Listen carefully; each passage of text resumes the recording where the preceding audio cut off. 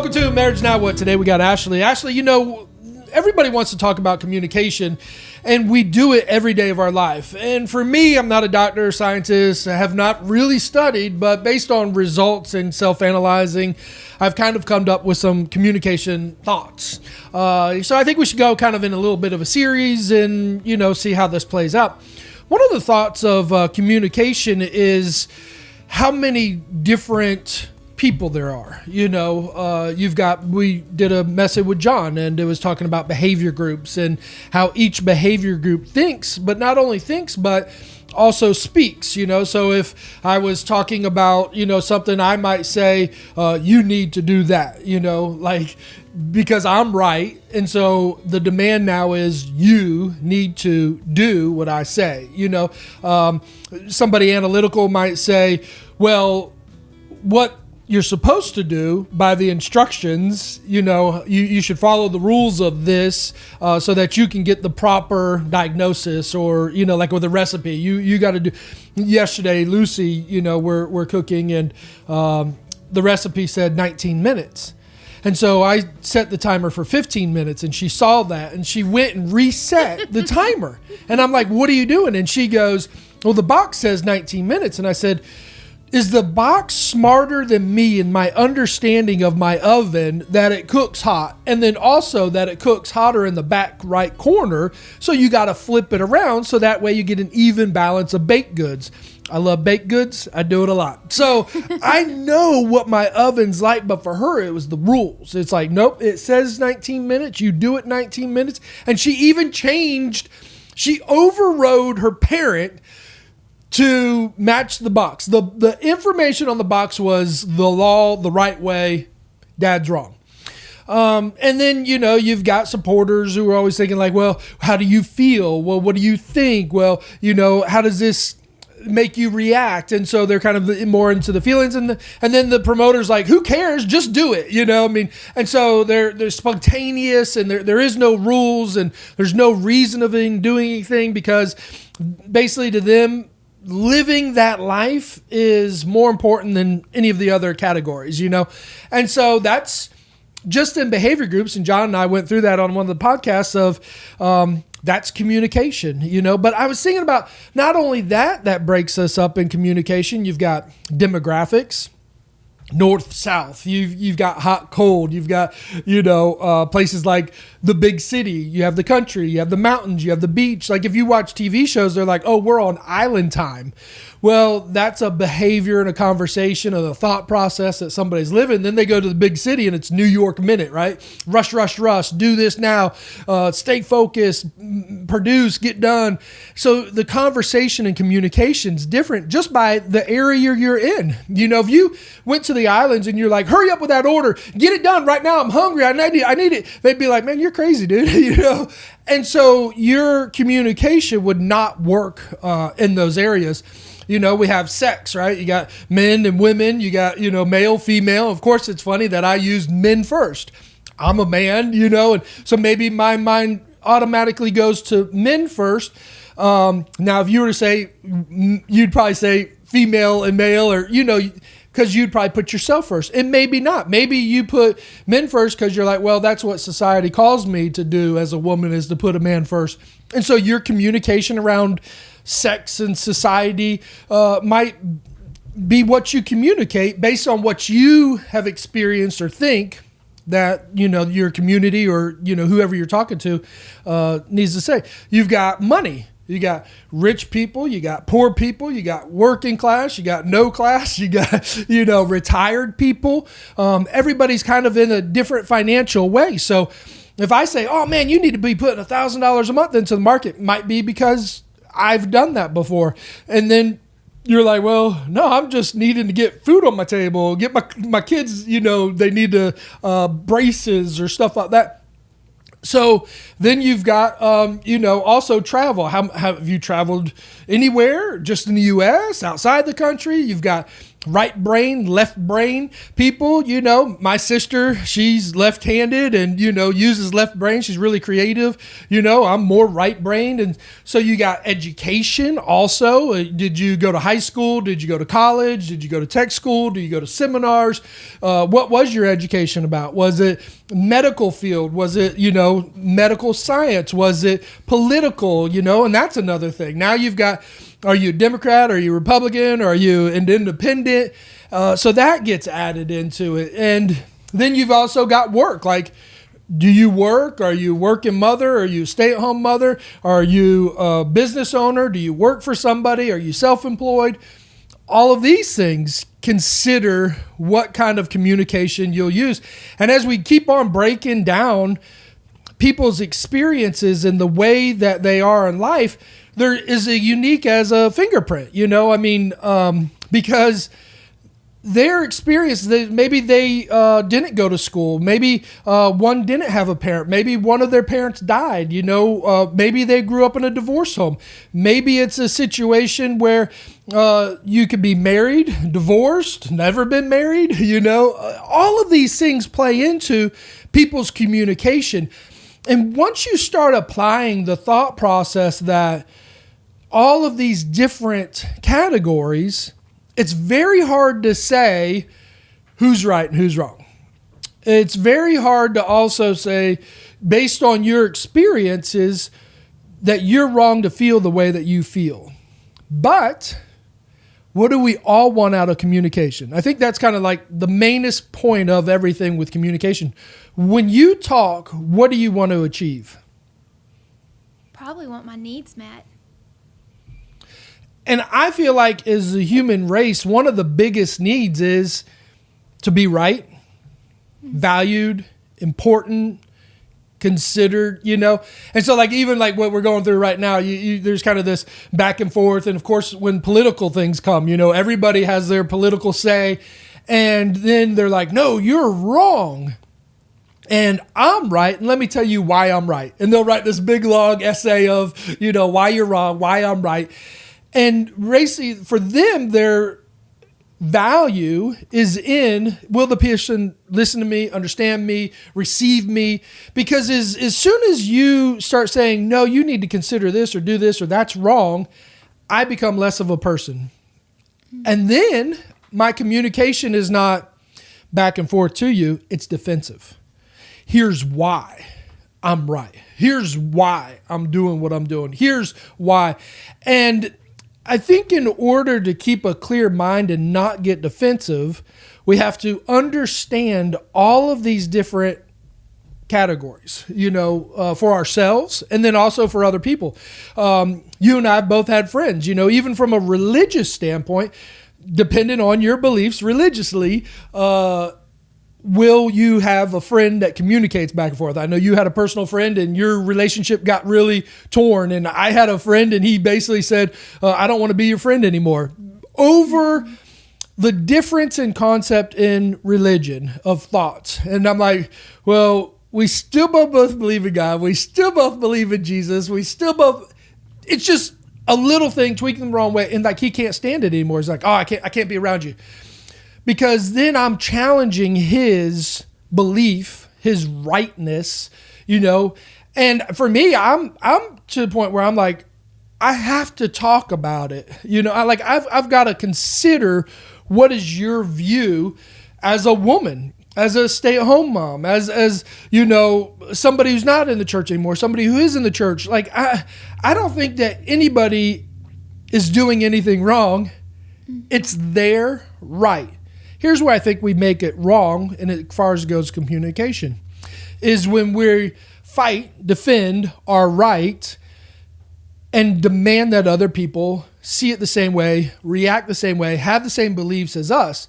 Because it's a little bit unfair because we've gone through so much in all these different categories that little by little have been creating Ashleigh. Now, here's the problem is you are not even going to stay the way you are because today we're having new experiences. Tomorrow you're going to have new experiences, and you're going to keep on increasing as Ashleigh in your mind. And so for us to fight for something that we are right now, is a little limiting because you're fighting for something that's going to change tomorrow. But the importance of holding and considering our self-value is why we defend so much. I had a black friend, and a couple years ago, maybe right when Trump got elected, or, there was a lot of rioting and different things going on. And he goes, can't you see that we're suffering, as black people? And I was like, man, I thought the country was doing great. We got a black president. I know black businessmen. I thought things were great. But from his mind, things were terrible. And he was still being persecuted for being a black man in today's society. And I thought, and so I sat there and I listened to him for 3 hours, and I just considered and this and that and thought about different things and processes. And he's just like, he was kind of overwhelmed. Now he put all of his thoughts in. His unsuccesses is because he's black. And I tried to say, my thought is that we're all equal. We're all valuable. We're all important. Maybe your unsuccesses is the way you manage your conversations with people and or your skills. He was trying to do music and stuff like that. And I'm like, if your skills of music aren't paying you, then what skills do you have that will pay you, that will help you? And he was a painter, and he's like, but I don't want to paint. And I'm like, well, I understand that, but based on results as a man, I'm trying to talk to him as a human, not in a human in a certain category that he feels so limiting. I'm trying to lift his eyes out of that category to say, man, there's so much more opportunity here for you, and try to get him over that hump. Now, to him, that hump was important, and everybody else needed to change in order for him to, have a successful life. It was everybody else's fault of their mindset that was limiting him to be as great as he should be. And I do believe that there is a lot of that in society, and for women, I make fun of you a lot. I always call you out for being a woman. I really value that you're a woman and you think differently than me and you bring different thoughts to the table. But as a woman, this Me Too movement, has come out. And so they're trying to get people to think differently, react differently. And I even like women's lib. I could understand it, their side of women's lib to say, man, I want more rights. I want more freedoms. I want more my voice, being said. I've actually, in the last month, heard a man, my friend, basically say he doesn't like to listen to women. And I'm like, I'm not against his thought of not valuing women enough, which is crazy because he has a wife and he has a daughter. And, I'm sitting there, he has a mother, and I'm sitting there and I'm like, you don't value to listen to women. You're limiting yourself, on how great you really could be, how much women have to offer, how much insight, and just their views and everything. I know for me, my wife, I'll tell you, one of the biggest aha moments was I went to go business with somebody, and my wife goes, I just don't feel good about it. And I was like, woman, you don't know nothing. I'm the businessman. You're the woman who stays at the house. And I basically degraded her because it didn't match up with what my thought was. Well, that turned out to be a horrible business deal, and it cost me years and lots of money and stuff like that. But because I valued my concept over hers, and even though I asked her opinion or she told me her opinion and I didn't adhere to it enough, I suffered. And I think that's, where we are at in society is we are suffering because we are not valuing the other person when they're trying to communicate. But then the reverse effect, when people do communicate, I don't think that we have to applaud everybody for every decision that they're making and say, man, you're right. Good job. I'm going to change my life now based on what why can't we give people the freedom of you live the way you want to live, let me live the way I want to live, and we're both successful. I'm the best success of my version of my life to date. I'm a whole lot better than I was last year. I'm a whole lot better than I was 10 years ago. And I'm tremendously better than I was 20 or so years ago. So my version of today of who I am based on my experiences and how I communicate, my communication's way better than it was before.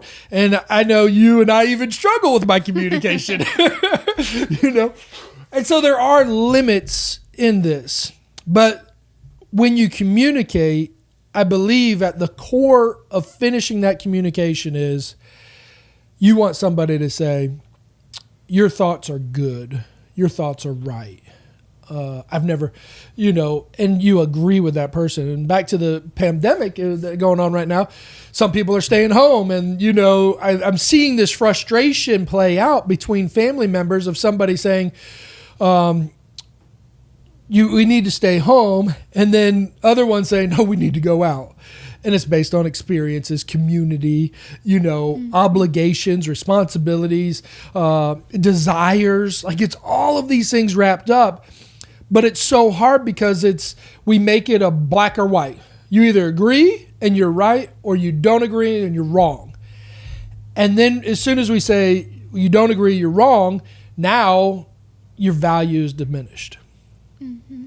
Your thoughts? Well, and a lot of times we don't listen to hear. Like we listen to interject and put in our biases about whatever's being said. So it's like you're talking to me and I'm listening to you, but am I hearing what you're saying? Or am I sitting here thinking, just like what you presented, rights and wrongs, blacks and whites, you know what I mean? Like, am I thinking, oh no, he's wrong. I mean, my way obviously is the right way. And really, I mean, if we just listen to people, like if we hear people instead of interjecting our perspectives and bias. I mean, you said something a couple of weeks ago, or maybe last week in a podcast about how you think all advice is selfish advice. And I was like, dang, Ben, I don't think all advice is selfish advice. But then you went on to say that most of the time it's because we're putting ourselves into it and that it's selfish. You'll come to me with something and I'll say how I would react or how it needs to be fixed. And a lot of times it's just, no, I just want you to listen to whatever I'm going through, I don't understand this whole right and wrong thing. Like, I feel like, man, if we could move that out of the way, then it would definitely allow, like, it's almost like giving the other person permission to have space in your life, if we can just put our biases away. Well, I mean, like I said before, you and I both have lost friends because of their biases. And they're like, oh, no, you're not my friend. And I was thinking, man, what kind of friend were we where we don't believe on one subject and now it's, this torment. So, just in consideration of like an example of what I was talking about with all the different categories of how we believe. We've been to Haiti. So, I mean, if I was in Haiti talking to a French-speaking girl who went to just primary school, elementary, got pregnant, got kicked out of her house, doesn't have a job, doesn't have any money, and I'm trying to, as a white American man speaking English, who has a business, who has a family, who has 4 kids, and be like, oh, everything's going to be okay. And then demand that she takes on my thoughts that everything's going to be okay, and be like, oh, I'm going to live my life the way this guy says to live his life because he says everything's going to be okay, versus all the internal things and struggles that she's going to have to go through. Mm-hmm. I got kicked out of my house. Now where am I going to go? My boyfriend doesn't want me because now I'm pregnant. I don't have any money. What am I going to do for money? Health. How's my baby going to be? What do I do for a doctor? How do I even raise this baby?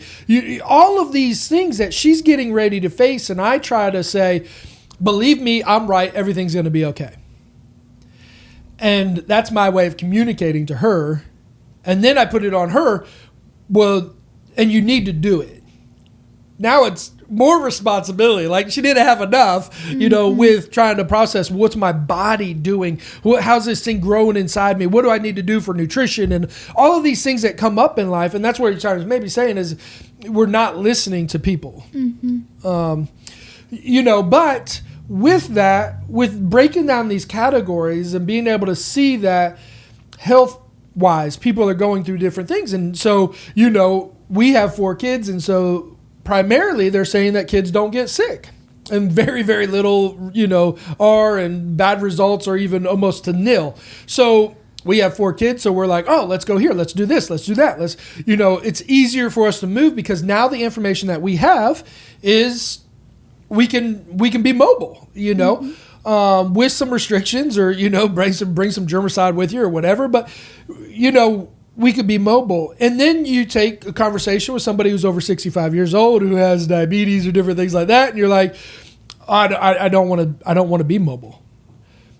Okay, I can value that, but can you now consider me wanting to be mobile or needing to be mobile? Yeah. Can you put yourself back into my shoes when you were 40 years old with 4 kids and it's summertime and you've been cooped in the house and your boy's body is basically doubled in size, the last couple months and all of these things. And it's like, I need to go get clothes and shoes and I need to take these kids out and their birthdays. And so now they're wanting to have parties with friends and all of these different things. Can you at least consider the things that I'm going through based on your previous experiences, if you are able to, because you had kids, versus maybe you might not be able to because you didn't have kids.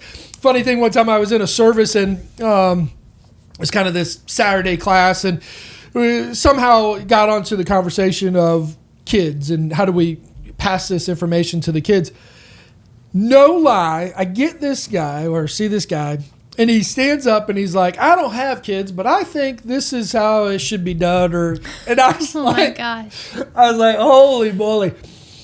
And so I stand up and I'm like, I do have kids, and this is how I do it. Now, the way that I do it, knowing this group, it was a very shocking way. I basically told them, I told my kid all the cuss words, and you should have seen all their faces just drop, because like to him, he was like, law, mean, guy, and I'm like, cuss to your kid, tell him what it means, and so, with the communication thing, it's funny because it comes into so many different forms also. My kid now is on Instagram, and so he's communicating his life, his thoughts, his jokes, and they're not innocent jokes, and so he's trying to communicate to the world who he is.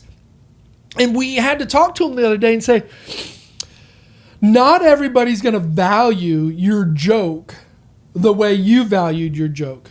You might see that joke and be like, this is the funniest thing ever. Then all of a sudden you say that joke to somebody else and they're like, oh, that's a terrible joke. Now, who was right in the situation? I believe my son's fine to say, hey, this is a funny joke, and he thinks that's a funny joke, and it's okay. And I think it's fine for the other person to say, hey, I didn't think that was that funny. Mm-hmm. I can see both sides of every situation and say, I think you're both right. Yeah. Oh, yeah. And that's where we kind of come into the background, that conversation of why do we have to be right or wrong? Right. Why can't we both be right? Mm-hmm. And I feel like right now in our country, man, it is just perpetuated so much about right and wrong. There's one right way to do this, and if you don't do it this way, then it's the wrong way to do this. And the thing is everybody thinks differently. Like you said, there's some people who are like, stay home. It's not okay. Don't go out yet. And then others are like, I gotta go out. My kids need to be out of the house just a little bit. I need to see people. Like, my mental health is breaking down over here. And, man, you're just seeing daggers thrown from both sides. Instead of just saying, if you think you need to stay home, that's fine. But I think I need to go out, and that's fine too. I just don't understand why there's such clear lines in the sand, why people can't just accept people where they're at and whatever they believe. And I know religion makes it so much worse. Politics make it so much worse, Everything's all about division, and I just don't understand that. Right. Can we in communication figure out where we have unity versus where we're out of division? I think, and because again, you are no longer communicating when you're defending. Right. Like, no, you're just selfishly taking up for yourself. Right. So me, and again, I'm not a doctor, but me personally, when I'm defending, my mind is not working to think. 2 + 2. What's the answer? 4. Okay.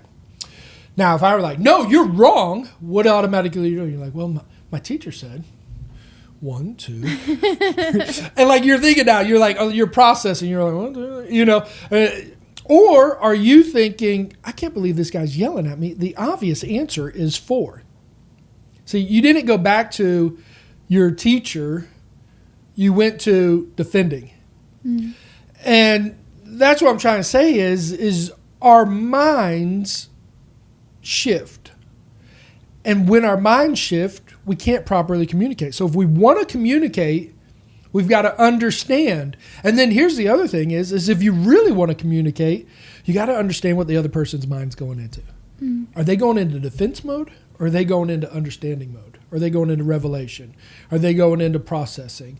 You know, because here's the thing. If I really need to communicate to you something, love or you know, relationship or something like that, and I'm talking to you, what are you doing? You're basically filtering the ideas through your past experiences and be like, well, my husband, you know, Ben's a husband and he says this, but my husband doesn't do that. Or my husband does it this way.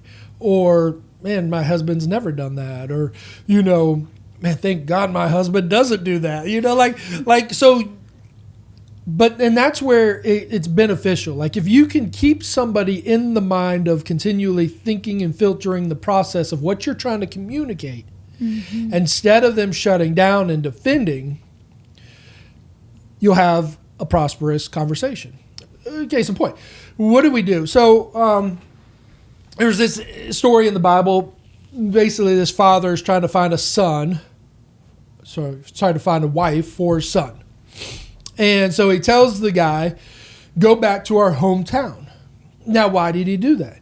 Because he knew the traditions, customs, thought processes, you know, maybe the lineage or, you know, nationality or, you know, because what happens is you marry an Italian. Well, guess what? Big families. They're doing lots of social things. Like I dated some girls from Puerto Rico, you know, you have quinceañeras, you got all these different things going on because of who they are. I have a guy who's Mexican and we worked together and he had a quinceañera and it was 1,500 people were at this thing. And basically the air conditions went bad. They ran out of food. They ran out of beer.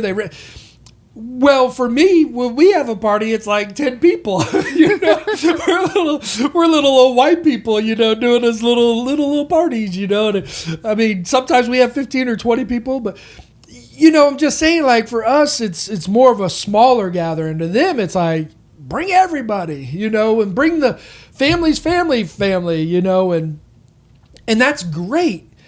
But to me, if I was sitting there doing that, I'd be like, oh my God, that's going to be a ton of money. Mm-hmm. But that's because of his tradition. He's known that forever, that this is what's going to be like. This is how it's going to be. So, you know, for me, if I were to marry a Spanish-speaking person and they're like, oh, man, we got to do this big party for our kids. And I'm like, no, as white people, we do small parties. And I try to make my wife think that we should stop this tradition that's been for thousands of years. There's going to be some frustration in between our relationship. And she's going to be like, no, we're having this party, dang it. It's who we are, what we do. And I'm like, no, I'm not that way. You know, I know people who are married to Jewish people and, you know, they go to the synagogue and, you know, they're like, well, I'm a Christian and so I do this. And that's where you have to consider. I don't think there's going to be any one perfect person out there because everybody, again, is like a fingerprint based on their experiences. But what do is we get drawn or gravitated to the people that think the most like us, because it's a safe place. It's comfortable. And then back to the story of where the guy was, told the guy to go get his son a wife from that neighborhood.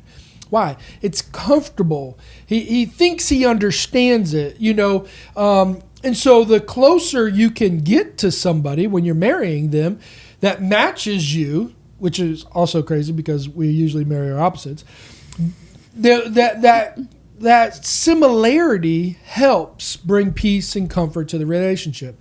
But to know there's still going to be difference of thoughts. Mm-hmm. And back to the point of communicating. Are we trying to communicate for them to change, to agree with me?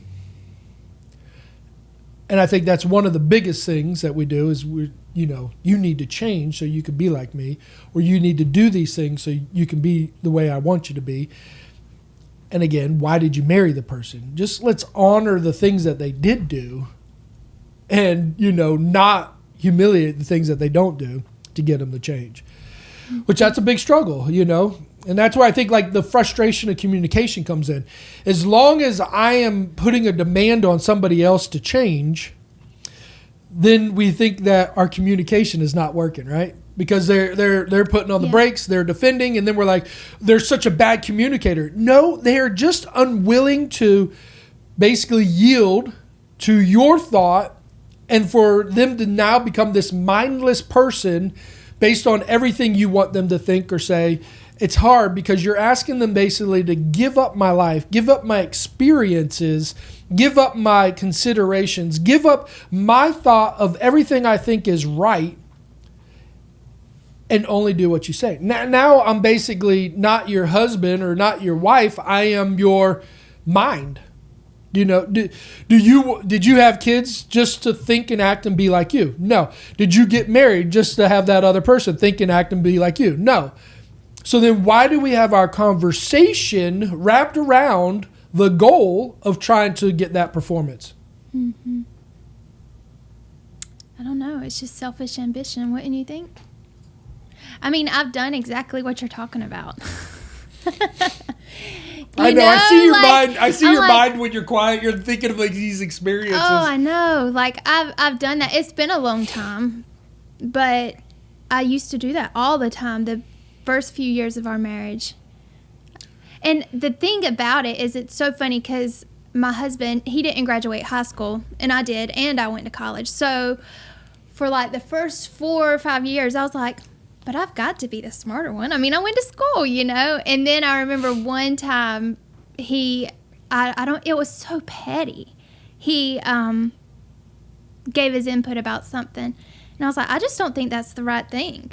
And he's like, well, I do. So we went with his way, and he was right. And I was like, okay, I'm done. Like, he knows better than I do on certain things. Like, that's just the way it is. And so from then on, I've yielded on most of that stuff because he's just smarter than me in those areas. But we've had arguments come up where I'm sure I'm right. Yeah, but why can't you both be right? I know. And if I'd only known this like 10 years ago, you know what I mean? But I'm positive I'm right. But I've just gotten to a place now where it's okay if I'm not. Or he can be right because he sees it this way, Like, it's just not about who's the rightest right in our house anymore. But it definitely was for years. And I was always the rightest right. Right, of course. Well, I felt my biggest competition was my wife. Yeah. It wasn't me and her against the world. It was me against her. Who's going to win inside this house? And that made for some really hard years. And that's what I'm saying is I just had to constantly be thinking about the value of my wife based on her experiences, and can I value my wife more than the world values her? Mm-hmm. And it's like if you have this Me Too movement where they're like, hey, women are important. Women, can do great things and are successful. And even if we don't want to be successful, we're still successful. And the mindsets, again, they start such at a early age. The other day we were talking about going shopping, and the kids go, well, we need to get daddy's money. And she's like, no, we can get my money. And like for the kids, they're considering, well, dad works, mom doesn't work. It's dad's money. And it starts at an early age. And so then Liz is sitting there saying, whoa, it's our money because we've created a team to work together. I do these things. He does those things, Mm-hmm. And that's why I say, how do you get that out of a kid? And then if nobody says anything for 20, 30 years and that kid gets married, they have those beliefs now. Mm-hmm. It's the man's money because he does the work and I don't do the work. Now, how is that going to help her as a wife? Is she going to feel connected, or is she going to feel like beneath him because he's the financial breadwinner and she's not, so she's less valuable? Mm-hmm. And like Liz did this thing one time where she was saying, if you look at all the jobs that I do, I'm one, underpaid, and two, probably would make more money. If I actually got paid in consideration of all the work that I do all the time, I would probably make more money than you going to work. And that's the thought we have to think about. And that's why I'm worried about what we say or don't say in communicating to our kids these truths too.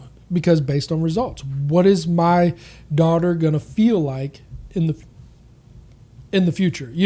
One daughter, she's like, I'm going to be a business owner. Great.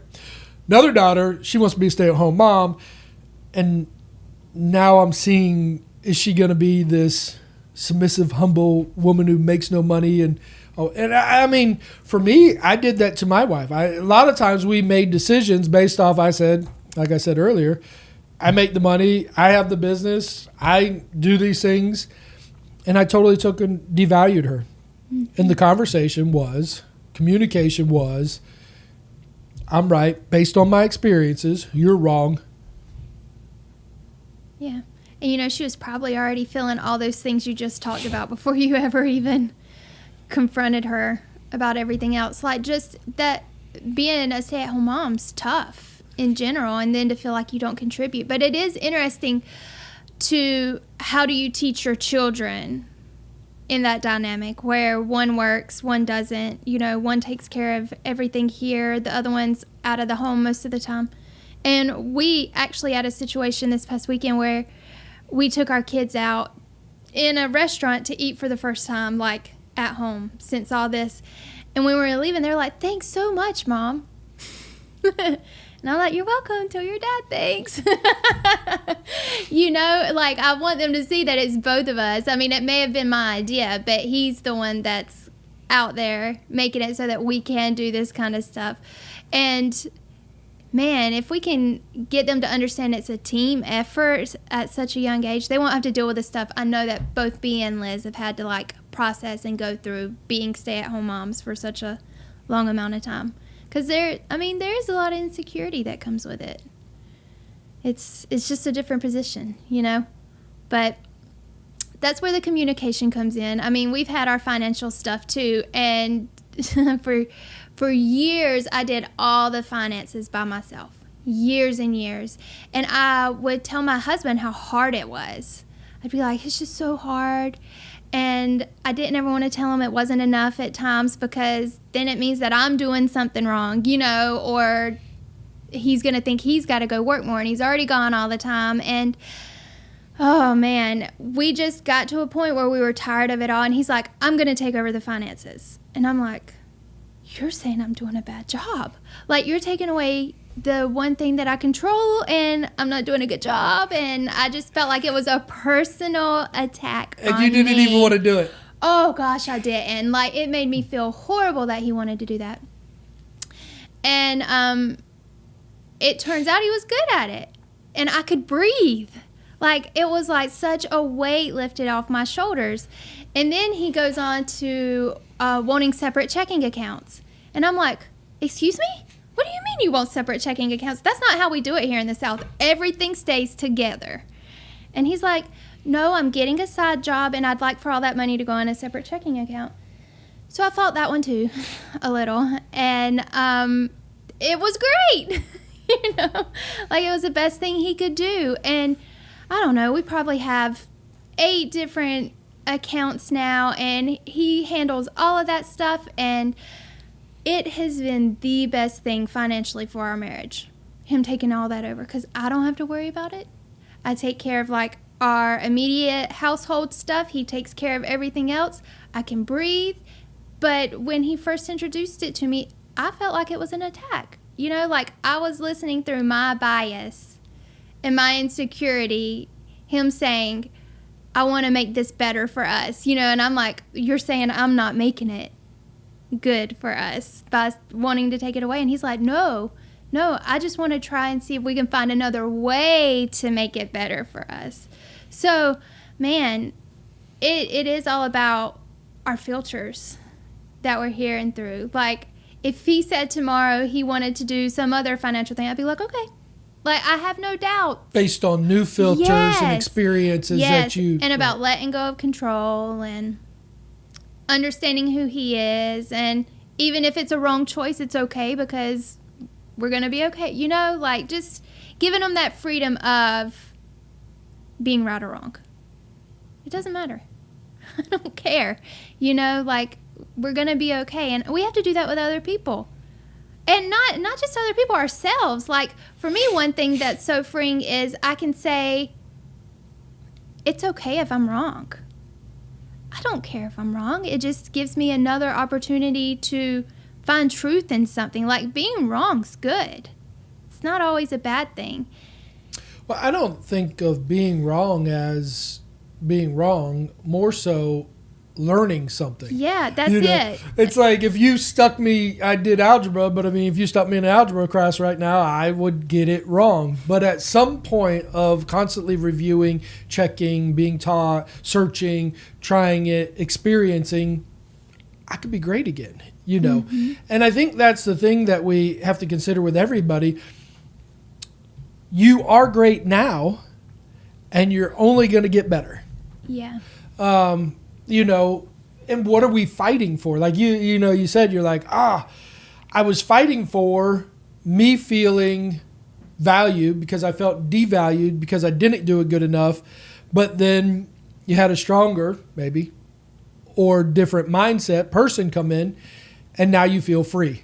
Mm-hmm. And that's what I'm trying to say is process yourself, process your experiences, process what you go through, what you think. Why do you think the way that you think? Not from a standpoint of, I need to be right, but where did I get this information from? Mm-hmm. How is this information serving me? How is this information serving my conversations? You know, again, on politics, I don't vote. I don't consider myself to be Republican, Independent, or Democrat because I don't vote. Yeah, I probably should, but I just don't. I have my views. I can see Democratic things being correct. I can see Democratic things being wrong. I can see independent things being correct. I can see independent things being wrong. Right. I can see Republicans being correct, and I can see Republicans being dummies. I mean, basically I can see both sides of every circumstance because for me, it's not about having to be right and wave my flag. This is the rightest right. And I love that because now I don't go into conversations defending anymore. Yeah. I go into conversations considering. You know, so if you're trying to communicate, maybe here's a word that we should change out communicate is consider. Why not be wrong in a conversation? What if that was the thought when you went into the conversation of, I'm getting ready to talk to this person and I'm going to be wrong. Mm-hmm. Try that exercise. Yeah. You know, talk to your kids, but before you talk to your kids, don't go, I'm going to be right and I'm going to teach them and I'm going to tell them what they need to do. Go into the conversation and say, I'm probably wrong about all of this. Let me see what they think. Yeah. open up the door of your mind to be able to process, to think better about things instead of defending. I think as soon as you defend, you shut down. And you make them shut down. Because they're defending. Yeah. It's so crazy how you can go conversate to defend in just one little sentence. You get that offense. Now I'm not valuable. Now I'm not important. Now I'm wrong. Oh my. And you fight. And for manipulation, I was terrible. I would fight and manipulate and be like, well, and bring in, and Liz would be like, man, you say the most horrendous things when we're fighting. And it was because in order for me to be right, I've got to demean you as a person, not just about this topic of conversation, but everything. Now I've got to put you down to defend. And so it's like you take it way overboard. When is the topic really that important? Probably not. But what if I went in, I'm probably wrong on this. I never would have had the fight. I never would have demeaned her. I would have stayed in a constant state of communication because I'm always considering. And how much better would our successes in life be? Unless you considered and at some point let that finance go, you would never know how great your life is financially right now. And you'd probably still be talking to your friends about how much you hate doing the bills. Oh, for sure. Yeah. So, try something different. Try something new in conversations. Consider. Consider everybody else being right. It's the most freeing thought ever. I love everybody, and everybody's important and valuable to me. Sometimes I shrug my shoulders and say, well, that's the best that they can do with what the information they got. And that's okay. And that's okay. Yep. Because that's the information they're living with. And if they think that's good information, and they think that information's yielding them good life, happy life, then great. But don't be mad at me if I'm using different information, getting different results. That's up to you to figure out. Why do I go to these courses or pay money for education or all of these different things? Because I'm looking for new information so that I can change my life. Now, what would be wrong is me coming back with this new information, and I did that. I went to Bible college, and I came back, and I would tell my mom all these things, and I'd be like, oh, this is the way, this is the way, this is the way, this is the way. And she'd be like, I'm a Christian too. And I'm like, oh, that's right.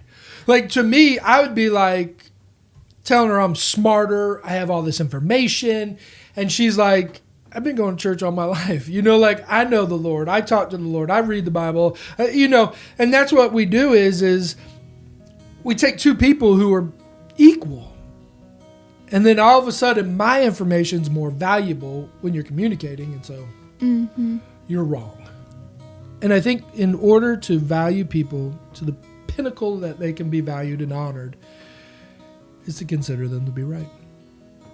Even when we think they're wrong. Yep. It's right for them.